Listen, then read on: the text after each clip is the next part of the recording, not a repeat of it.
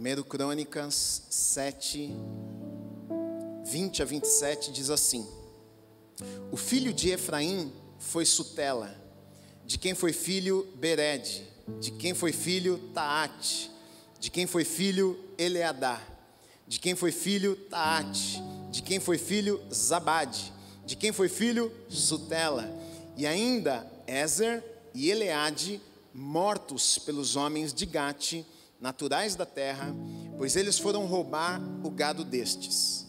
Efraim, seu pai, chorou por eles muitos dias, e os irmãos dele foram consolá-lo. Depois teve relações com sua mulher, ela ficou grávida e teve um filho, a quem ele chamou Berias, por causa da desgraça que sua família havia sofrido. Sua filha foi Seerá, que edificou Bet-Horon de baixo e Bet-Horon de cima, bem como Uzem, Seerá. O filho de Berias foi Refá, de quem foi filho Resef, de quem foi filho Telá, de quem foi filho Taã, de quem foi filho Ladã, de quem foi filho Amiúde, de quem foi filho Elisama, de quem foi filho Num e de quem foi filho Josué. Quanto nome, hein? Glória a Deus. Se você puder, feche os teus olhos, vamos orar, agradecer ao Senhor. Deus, obrigado, Pai, pela Tua palavra. Obrigado, Deus, pela Tua presença neste lugar. É a unção do Teu Espírito que nos ensina, é a unção do Teu Espírito que abre os nossos olhos espirituais para que possamos ver de uma maneira como não víamos, Pai. Nós oramos e pedimos que o Senhor mais uma vez fale conosco nesta manhã, enche os nossos corações. Faça tudo aquilo nas nossas vidas que o Senhor deseja fazer, Pai. Nós abrimos os nossos ouvidos para Te ouvirmos mais uma vez. Deus, eu oro e peço que o Senhor me capacite, que a Tua unção esteja sobre a minha vida, para que aquilo que o Senhor deseja falar conosco seja falado, Pai. Nós Te agradecemos em nome do Senhor Jesus Cristo. Amém e amém. Você pode aplaudir o Senhor Jesus? Glória a Deus. Nestas últimas semanas, nestes últimos domingos, hoje o quinto, na verdade, já, nós temos falado sobre um assunto que acredito que seja importante a todos nós, independente até para aqueles que não creem, porque nós temos falado sobre sofrimento, mas não apenas sobre o sofrimento, mas qual é a relação de Deus com a nossa dor. A verdade é que muitas vezes quando nós sofremos, a sensação que temos é que Deus nos abandonou. Ou se Ele não nos abandonou, de repente talvez Ele não nos ame tanto assim, porque se Ele nos amasse tanto, que Ele não permitiria passarmos por estes momentos tão difíceis, ou sofrermos tudo isso que estamos sofrendo. Na verdade, essa é uma pergunta, acredito que de todos nós, quando estamos passando por momentos de dificuldade nas nossas vidas. Deus, aonde o Senhor está? Deus, será que o Senhor não vai fazer alguma coisa? Deus, será que não existe um consolo do Senhor para o meu coração? Deus, será que o Senhor não vai mudar as circunstâncias? Deus, será que o Senhor vai me fortalecer para que eu consiga passar por isto que eu estou passando? E é sobre tudo isso que nós temos falado nestas últimas semanas, né? Estamos tentando encontrar respostas na palavra de Deus. Encontrarmos e enxergarmos um Deus que sim, que é consolo nos momentos difíceis. Sim, é um Deus que transforma situações e circunstâncias e nos traz alegria. Sim, de um Deus que algumas vezes, quando não transforma a circunstância, Ele nos transforma para que possamos enfrentar as circunstâncias difíceis. Mas a verdade é que o sofrimento, a dor, dias difíceis são inevitáveis. Não é que nós escolhemos, a verdade é que acontece.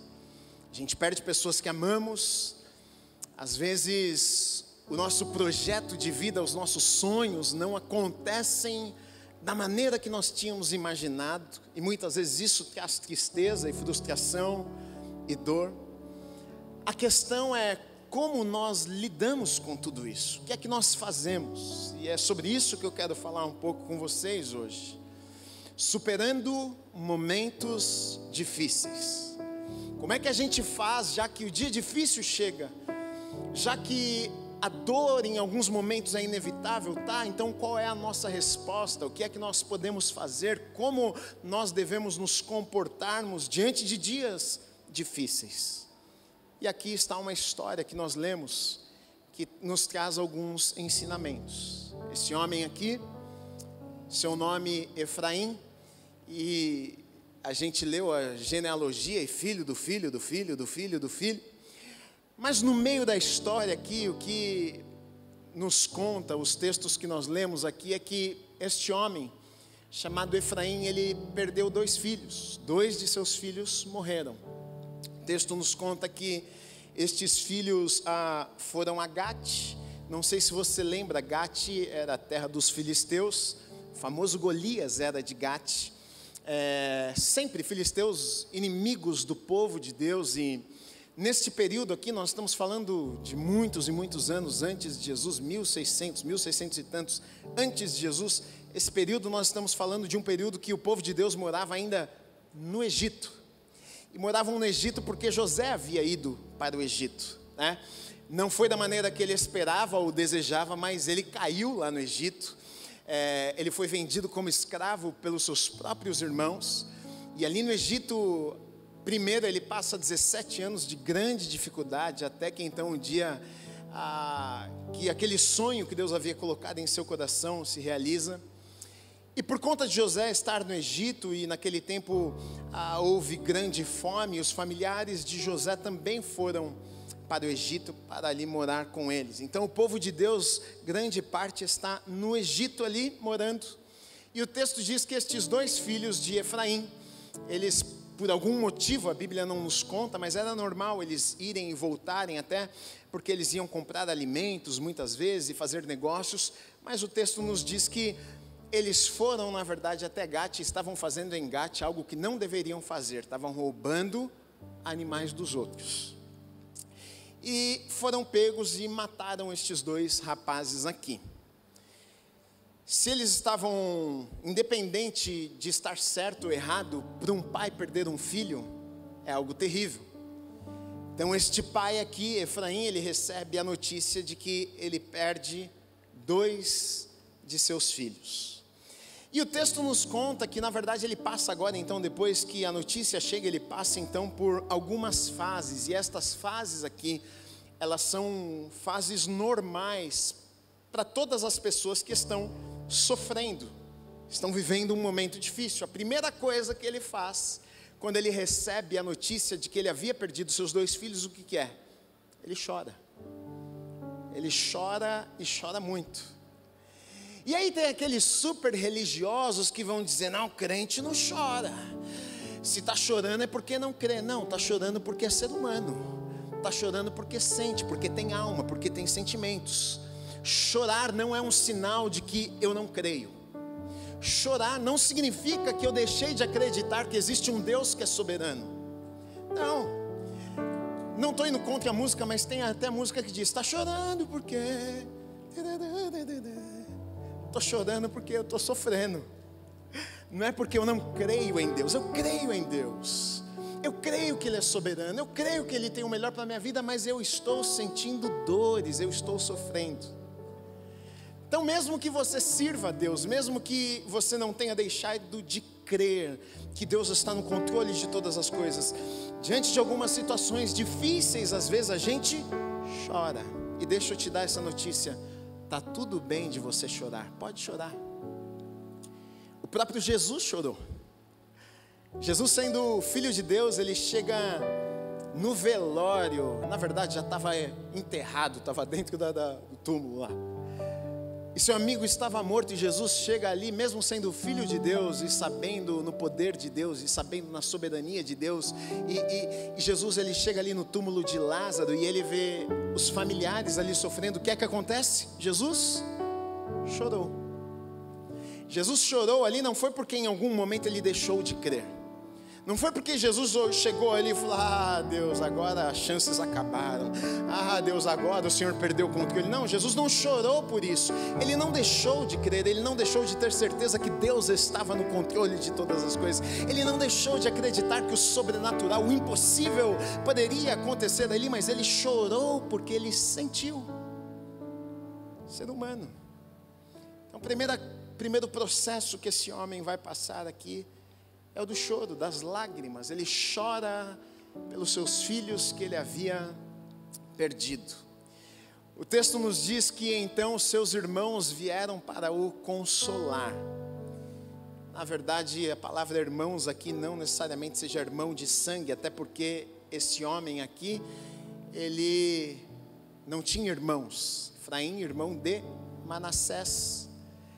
Mas aqui talvez irmãos, tanto pessoas próximas, familiares, irmãos, pessoas que conviviam com ele, talvez amigos próximos, e o texto nos diz que estas pessoas se reuniram ali com Efraim para o consolar. E quando a gente fala de consolo, tanto num consolo de pessoas e irmãos, e tanto num consolo que vem de Deus, às vezes a gente interpreta até de forma errada, porque a gente pensa que, preciso consolar, vou levar um consolo. A gente pensa às vezes que o consolo é meio parecido com a empatia. Eu sei como você se sente, eu me coloco no teu lugar, mas o consolo, na verdade, ele serve para um propósito. Consola para algo. E a gente vai ver que é exatamente isso que acontece aqui, porque o consolo daqueles irmãos levaram Efraim a fazer alguma coisa.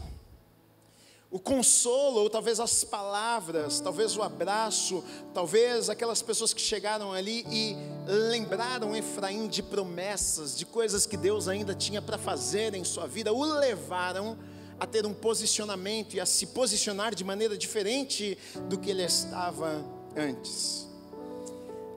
Não sei se você sabe, mas este homem aqui que estava chorando e sofrendo agora, ele tinha promessas poderosas de Deus para fazer em sua vida e através da sua vida. Só que a verdade é que quando nós estamos em um momento de grande dor e sofrimento, muitas vezes o que acontece?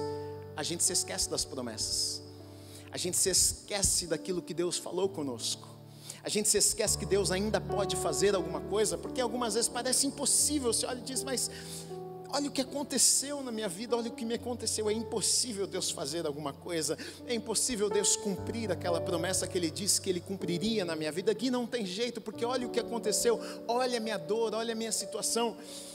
E olha só a promessa que Deus tinha para a vida deste homem aqui que nós estamos falando. Em Gênesis, no capítulo 48, vai contar que Jacó, pai de José, quando ele está bem idoso, já prestes a morrer, José vai até ele, leva os seus filhos até ele, para que então o avô abençoasse os netinhos ali. E os filhos de José, Manassés e Efraim. E esse texto vai falar sobre isso, sobre José levando os dois filhos para que Jacó os abençoasse. Agora olha o que acontece. Versículos 11 a 20 diz assim: Então Israel, Jacó, disse a José: Eu não esperava ver o seu rosto outra vez, e eis que Deus me permitiu ver também os teus filhos. E José, tirando-os dentre os joelhos de seu pai, se prostrou com o rosto em terra diante dele. Depois José pegou os dois filhos e os colocou diante do pai. Pegou Efraim com a mão direita para que ficasse à esquerda de Israel, e Manassés com a mão esquerda para que ficasse à direita de Israel. Mas Israel estendeu a mão direita e a pôs sobre a cabeça de Efraim, que era o mais novo, e pôs a mão esquerda sobre a cabeça de Manassés, cruzando assim as mãos, mesmo sendo Manassés o primogênito. E Israel abençoou José, dizendo: O Deus em cuja presença andaram os meus pais Abraão e Isaque, o Deus que tem sido o meu pastor durante a minha vida até este dia, o anjo que me tem livrado de todo mal, abençoe estes meninos, que por meio dele seja lembrado o meu nome e o nome dos meus pais Abraão e Isaque, que cresçam e se tornem uma multidão sobre a terra. José viu que o pai havia posto a mão direita sobre a cabeça de Efraim, que era o mais novo, e isto não lhe agradou. Pegou a mão de seu pai para mudá-la para a cabeça de Efraim, para a cabeça de Efraim para Manassés. E José disse ao pai: Não assim, meu pai, pois o primogênito é este. Põe a mão direita sobre a cabeça dele. Mas seu pai recusou e disse: Eu sei, meu filho, eu sei. Ele também será um povo, mas ele será grande. Ele será grande, mas o seu irmão menor será maior do que ele, e a sua descendência será uma multidão de nações. assim os abençoou naquele dia, declarando: por vocês Israel abençoará, dizendo: Deus faça com vocês como fez com Efraim e com Manassés. Olha a promessa que este jovem aqui carregava. No natural, a bênção maior seria para o primogênito, tanto que José fica indignado com o seu pai quando ele coloca do lado certo, ele coloca Manassés do lado onde a mão direita do pai iria abençoar, ele era o primogênito, e ele coloca Efraim do lado esquerdo, onde a mão esquerda do pai iria abençoar. Mas o pai, depois de José ter colocado os filhos na posição certa, o que é que ele faz? Ele cruza suas mãos, e ele coloca a sua mão direita sobre a cabeça de Efraim, mesmo sendo o mais novo, e abençoa a vida de Efraim. José não entende, diz: mas meu pai, não faça isso. E aí Jacó diz a José o seguinte: não, olha, o Manassés, o teu filho mais velho, primogênito, sim, ele será abençoado, ele vai ser uma bênção, mas Efraim tem uma promessa sobre a vida dele, de coisas incríveis, de uma descendência poderosa na terra. Então olhe só, este homem agora que perde 2 filhos, ele tinha uma promessa de Deus sobre a sua vida, de que ele seria poderoso, que através da sua descendência Deus iria abençoar o povo de Israel. Agora, a questão é que muitas vezes, mesmo tendo promessas, mesmo sabendo do que Deus tem para as nossas vidas, quando o dia da dor chega, muitas vezes é difícil de reagirmos. A gente desanima, a gente para, a gente permite que o momento difícil nos paralise. Talvez nesse momento difícil aqui, aqueles irmãos que chegaram ali para consolar Efraim, talvez o lembraram das promessas e disseram: olha, um dia o seu avô colocou as mãos sobre a tua cabeça e declarou sobre a tua vida, de que a sua descendência seria poderosa, de que a sua descendência seria grande. É promessa de Deus para a sua vida, e ele é reanimado ali naquele momento, talvez com aquelas palavras, talvez por lembrar das promessas de Deus. Isso nos ensina algo, queridos, porque se nós estamos vivos, isso significa que Deus ainda não terminou conosco. Talvez você pense: bom, Deus tem uma promessa para a minha vida, mas olha o tanto de coisas terríveis que aconteceram. Deixa eu te dar uma notícia nessa manhã: se você está respirando, se você está nesse lugar, se você está vivo, isso significa que Deus ainda tem planos para realizar na tua vida. Isso significa que Ele não terminou aquilo que Ele começou na tua vida, porque se Ele tivesse terminado, você já não estaria mais aqui. Agora, como seguir? Como continuar? Como seguir com essa tristeza que eu estou enfrentando, Gui? Às vezes a gente pensa que para continuarmos, a gente tem a falsa ideia de que talvez o consolo seja algo como se Deus tirasse de nós aquela tristeza e agora eu estou consolado, não tem mais tristeza nenhuma, não estou sentindo mais nada, como se tivesse agora uma amnésia de tudo que aconteceu. Eu recebi um consolo e agora não lembro de nada, não estou nem um pouco triste. E a gente vai ver que no texto não é exatamente isso que acontece. Efraim foi consolado, e depois de ser consolado, ele decide fazer alguma coisa. O que é que ele faz? Ele se deita com a sua esposa, ela é engravida e ele vai ter um filho. O que ele está nos dizendo com esta atitude que ele tem? Eu não desisti de viver. Apesar das dores e apesar dos problemas e apesar das dificuldades, eu decido continuar.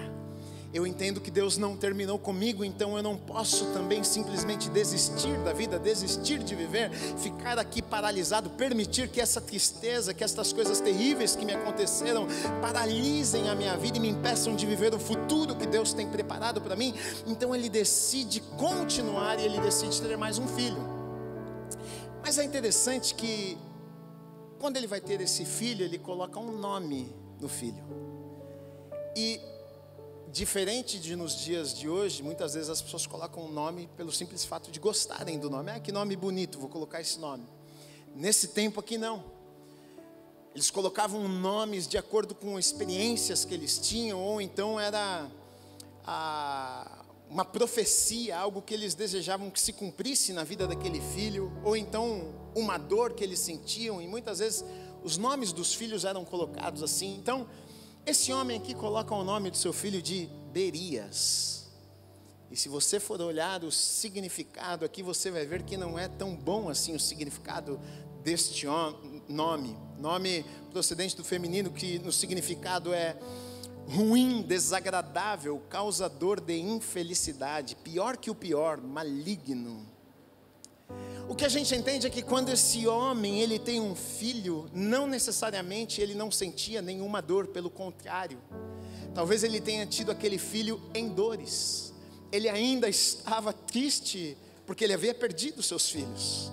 Ele talvez não estava no melhor momento da sua vida, e provavelmente não, porque coloca o nome do filho de que pior que o pior.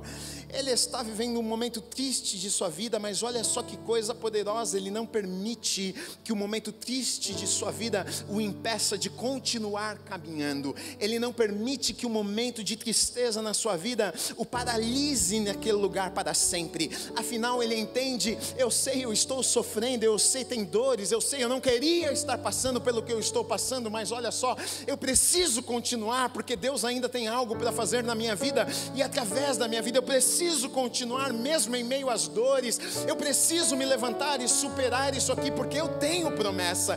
Deus disse que faria, Deus disse que abençoaria gerações, então eu preciso dar os passos, eu preciso me levantar, eu preciso seguir em frente, mesmo que seja triste, mesmo que seja chorando. Então nós vemos aqui neste homem um posicionamento.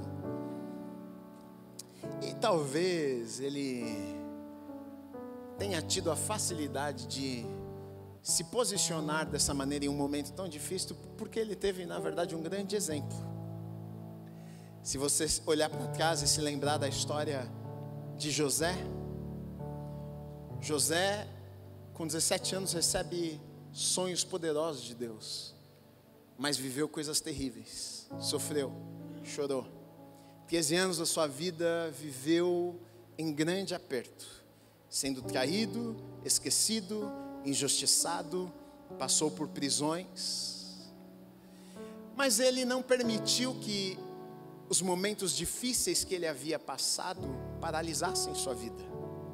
Pelo contrário, na verdade, quando ele chega lá e quando ele é governador de todo o Egito, e ele está naquela posição, e seus irmãos chegam diante dele e com medo, porque o pai havia morrido, e agora eles estão pensando: José vai nos matar, porque agora ele tem poder para fazer isso, ele tem autoridade para fazer isso, a gente vendeu ele como escravo, agora nós estamos perdidos. Mas quando José percebe o desespero dos seus irmãos, o que é que ele diz para os irmãos? Olha, vocês intentaram um mal contra mim, mas Deus reverteu o mal em bênção.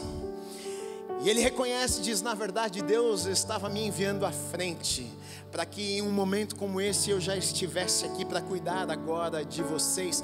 Olha o entendimento que José tem, olha o entendimento que ele tinha. Ele passa por momentos terríveis em sua vida, mas ele não permitiu que os momentos terríveis em sua vida o paralisassem. Tanto que você vai ver na palavra que inúmeras vezes, quando mostra José estava na cadeia, José estava ali, José estava na casa de Potifar, o texto nos diz: e Deus era com José. José estava enfrentando sim dias difíceis, mas uma certeza em seu coração: aquele sonho que Deus colocou no meu coração um dia vai se tornar realidade. Eu não vou permitir que estes momentos difíceis roubem aquilo que Deus tem preparado para a minha vida. Eu sei está difícil, eu sei é dolorido, eu sei não é fácil, mas eu continuo caminhando, eu continuo fazendo aquilo que eu tenho que fazer, porque eu sei que aquele que começou a boa obra na minha vida, Ele é fiel para completá-la.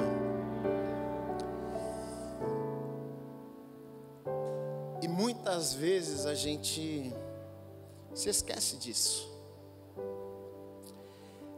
Quando a gente vive momentos difíceis nas nossas vidas, a sensação é de que Deus agora perdeu o controle e Ele não vai fazer e realizar aquilo que Ele nos falou que Ele iria fazer. Enquanto, na verdade, muitas vezes, nós somos os grandes culpados por não chegarmos lá. Deus nunca nos prometeu que nós não ficaríamos tristes, não passaríamos por dificuldades. A promessa dele é diferente, que Ele estaria conosco, até nos momentos mais difíceis das nossas vidas. Ah, Gui, mas a vida, eu sei, você tem motivos para chorar, eu sei, que às vezes é muito difícil, mas você pode se levantar, ou você pode permitir que estes momentos difíceis roubem o futuro que Deus tem preparado para a tua vida. Este homem aqui, ele decide se levantar. José decidiu se levantar, e eu acho, um tempo atrás eu preguei sobre os patriarcas e José, falei sobre a vida dele, e é maravilhoso que depois dos 7 anos de fartura, provavelmente foi nesse período aqui, 7 anos de fartura, que José tem então seus filhos, e ele tem Manassés e ele tem Efraim, e Manassés, o primeiro filho que ele tem quando ele está ali no Egito, Deus já havia dado uma reviravolta em sua vida. O significado do nome Manassés é esquecer. O próprio texto nos diz, Deus me fez, ele disse isso, Deus me fez esquecer todo o meu trabalho e toda a casa de meu pai. Será que Deus fez José esquecer o que ele havia passado? Não.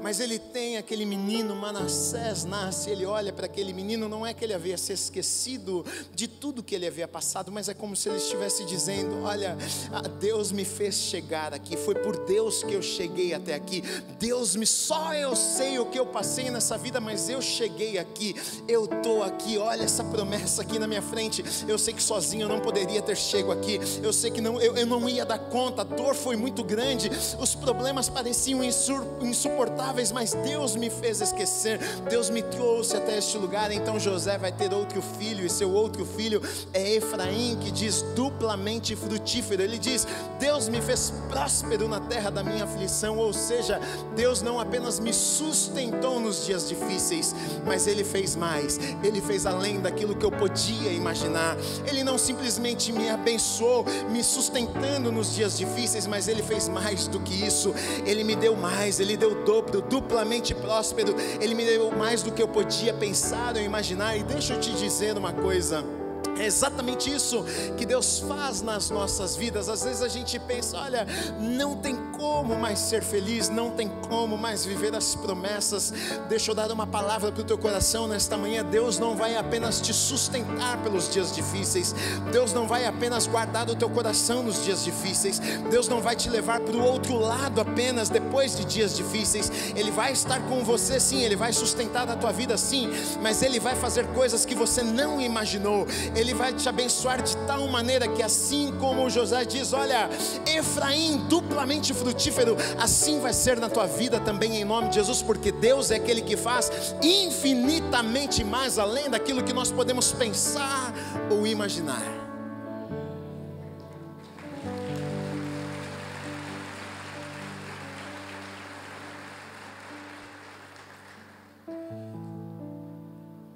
É fácil? Não. Leva tempo, demora às vezes, parece que não vai passar, dói demais.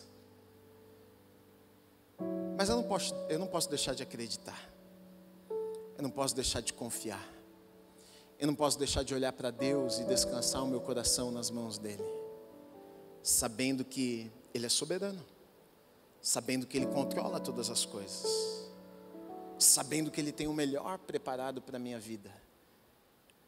Mesmo com estas coisas ruins que aconteceram. Às vezes é difícil, mas Efraim vai nos ensinar que é possível ainda viver não apenas coisas boas, mas melhores do que nós poderíamos imaginar. A 10ª geração de Efraim, depois de 10, no texto que nós lemos, chega em Josué. Sabe quem foi Josué? Josué foi, se não o maior, um dos maiores líderes da nação de Israel. A gente lembra de Moisés como um grande líder e poderoso homem de Deus que conduziu milhões de pessoas pelo deserto para irem até a terra prometida, mas não foi Moisés quem entrou com o povo na terra prometida, foi com Josué que o povo viveu as promessas que Deus havia entregue a eles.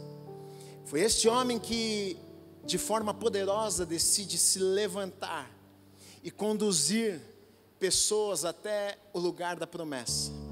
Foi este homem aqui que 11 dias depois de eles terem saído do Egito, eles avistam a terra prometida e Moisés envia 12 espias, e dentre os 12 espias, um deles era Josué. E Josué, quando olha a terra prometida e ele realmente vê aquilo que Deus havia falado, lá está uma terra que mana leite e mel, é maravilhosa, tem frutos, e ele vê também as impossibilidades e o exército inimigo e os gigantes que haviam ali naquele lugar.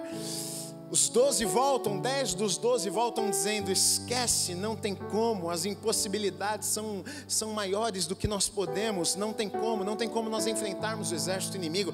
A terra é linda, realmente mana leite e mel, mas não tem como. Apenas 2 dos 12 voltaram crendo e dizendo: não, é difícil, mas nós temos uma promessa.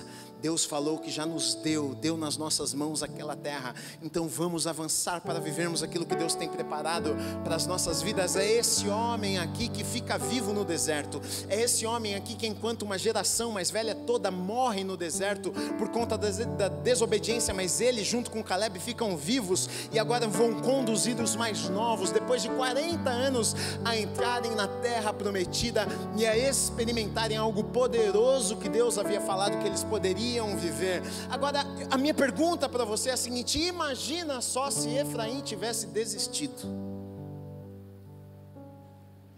Imagina só se diante de um momento tão difícil, a gente ia até entender, né?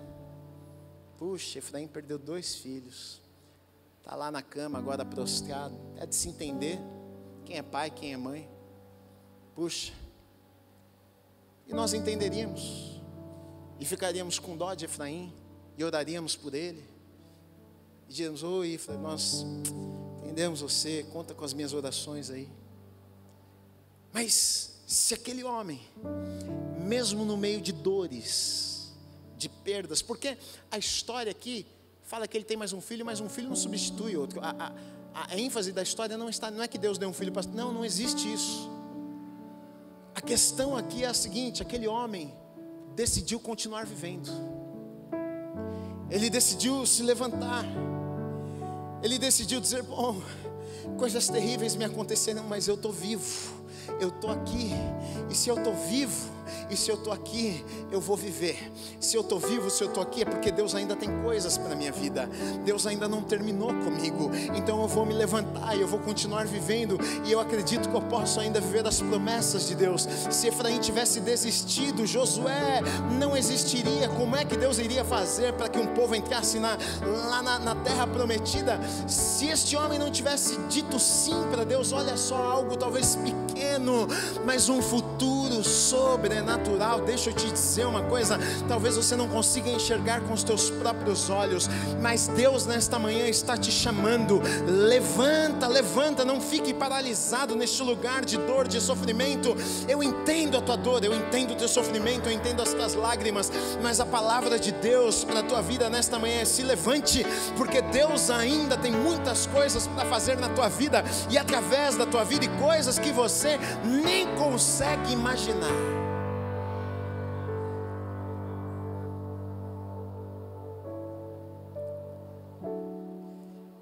Ele passa por estas fases, ele chora e tem que chorar, pode chorar,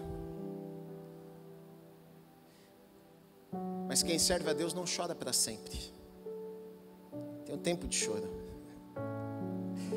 um tempo onde o Consolador consola os nossos corações. Ele é consolado, e depois de ser consolado, ele se levanta, e mesmo talvez com dor, olha para frente e entende: Deus não terminou comigo ainda.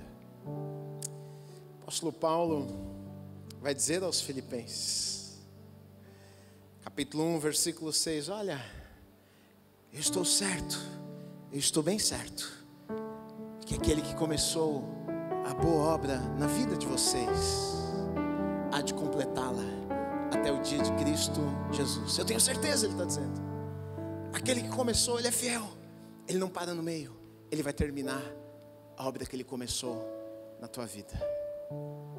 Ah, mas Gui, mas Ele vai completar a obra que Ele começou na tua vida. Mas está doendo, mas Ele vai terminar, Ele vai completar a obra que Ele começou na tua vida. Aos Filipenses ainda, o apóstolo Paulo vai dizer no capítulo 3, eu amo essa passagem, na verdade a ênfase aqui sobre até maturidade, porque ele está dizendo que ainda não chegou neste lugar que ele sabe que ele poderia chegar. Mas ele vai dizer o seguinte para eles: olha, irmãos, quanto a mim, não julgo havê-lo alcançado, mas uma coisa eu faço, esquecendo-me das coisas que ficam para trás e avançando para as que estão diante de mim, prossigo para o alvo, para o prêmio da soberana vocação de Deus em Cristo Jesus. O que é que ele está dizendo? Eu olho para frente.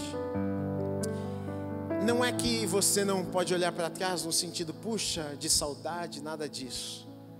Mas ele está dizendo, eu não permito que aquilo que passou defina a minha vida. Eu não permito que aquilo que ficou para trás me paralise de tal maneira que rouba de mim o futuro que Deus tem para a minha vida. Passou, eu olho para frente.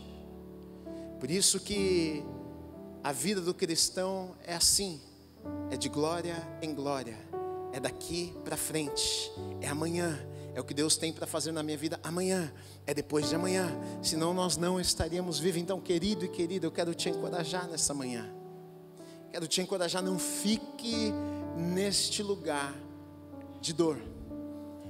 Não permita que as dores, as dificuldades e os problemas da vida te paralisem de tal maneira que roubam de você o futuro que Deus tem preparado para a tua vida. Deus tem sonhos, Deus tem planos, Deus tem coisas maravilhosas. Se você se levantar, se você decidir olhar para frente, Deus não apenas vai te sustentar, mas Ele vai te fortalecer para que você viva aquilo que Ele tem preparado para a tua vida, assim como foi na vida de Efraim. Gerações e gerações e gerações foram abençoadas. Eu creio que vai ser assim na tua vida também, se você se levantar e continuar caminhando em nome de Jesus. Você crê? Você recebe essa palavra? Fica de pé no teu lugar, deixa eu orar com você. Aplauda o Senhor Jesus.